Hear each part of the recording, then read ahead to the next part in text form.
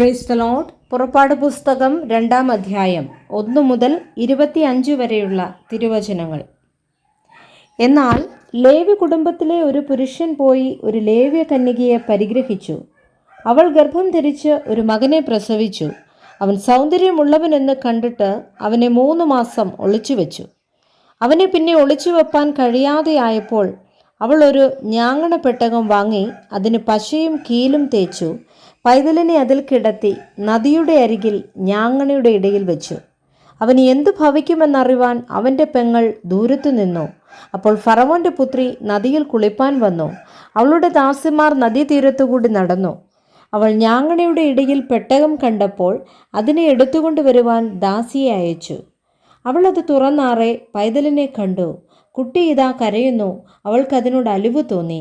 ഇത് എബ്രായരുടെ പൈതങ്ങളിലൊന്ന് എന്ന് പറഞ്ഞു.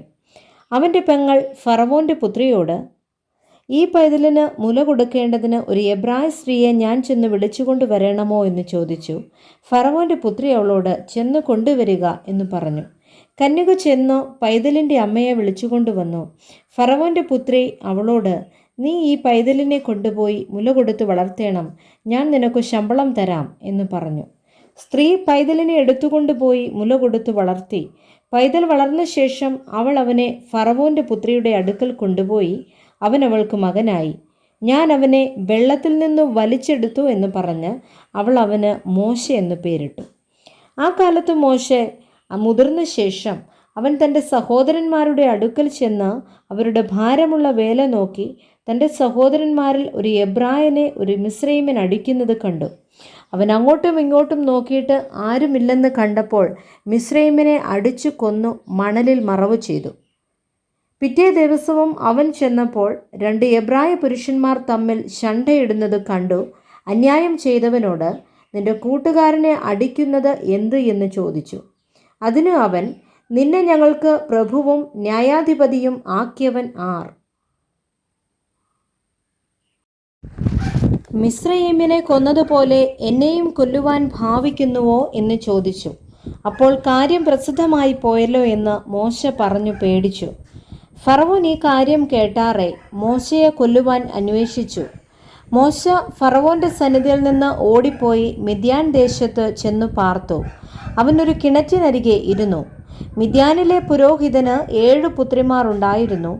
അവർ വന്ന് അപ്പൻ്റെ ആടുകൾക്ക് കുടിപ്പാൻ വെള്ളം കോരി തൊട്ടികൾ നിറച്ചു. എന്നാൽ ഇടയന്മാർ വന്ന് അവരെ ആട്ടിക്കളഞ്ഞു. അപ്പോൾ മോശ എഴുന്നേറ്റ് അവരെ സഹായിച്ച് അവരുടെ ആടുകളെ കുടിപ്പിച്ചു.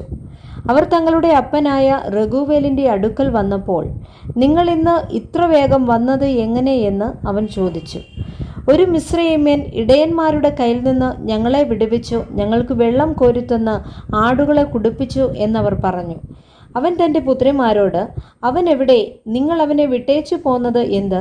ഭക്ഷണം കഴിപ്പാൻ അവനെ വിളിപ്പിൻ എന്ന് പറഞ്ഞു. മോശയ്ക്ക് അവനോടുകൂടെ പാർപ്പാൻ സമ്മതമായി. അവൻ മോശയ്ക്ക് തൻ്റെ മകൾ സിപ്പോറയെ കൊടുത്തു. അവൾ ഒരു മകനെ പ്രസവിച്ചു. ഞാൻ അന്യദേശത്ത് പരദേശി ആയിരിക്കുന്നു എന്നവൻ പറഞ്ഞ് അവന് ഗർഷോം എന്ന് പേരിട്ടു. ഏറെ നാൾ കഴിഞ്ഞിട്ട് മിസ്രയീം രാജാവ് മരിച്ചു. ഇസ്രയേൽ മക്കൾ അടിമവേല നിമിത്തം നെടുവീർപ്പിട്ടു നിലവിളിച്ചു. അടിമവേല ഹേതുവായുള്ള നിലവിളി ദൈവസന്നിധിയിലെത്തി. ദൈവം അവരുടെ നിലവിളി കേട്ടു. ദൈവം അബ്രഹാമിനോടും ഇസഹാക്കിനോടും യാക്കോബിനോടും തനിക്കുള്ള നിയമവും ഓർത്തു. ദൈവം ഇസ്രയേൽ മക്കളെ കടാക്ഷിച്ചു. ദൈവം അറിഞ്ഞു. Praise the Lord. വായിച്ച തിരുവചനങ്ങളാൽ കർത്താവ് നമ്മളെ ധാരാളമായി അനുഗ്രഹിക്കട്ടെ. ആമേൻ.